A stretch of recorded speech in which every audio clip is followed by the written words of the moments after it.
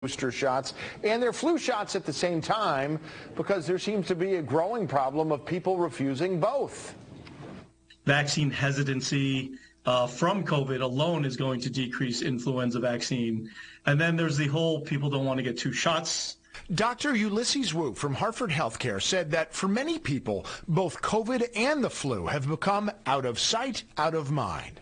They're not bad enough to the extent where we will know people left and right that are succumbing to this disease. We only hear about it. But when you think about COVID, for example, we still have hundreds of people dying every single day. But that's far removed from our social consciousness.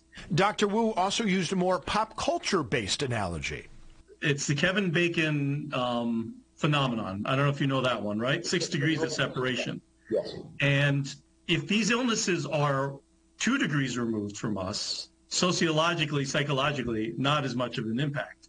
That perspective changes when you're the one who gets really sick. And what can easily get lost in all the deaths that COVID has caused is that the flu kills 30 to 60,000 Americans each year, and at the very least can hit anyone like a Mack truck.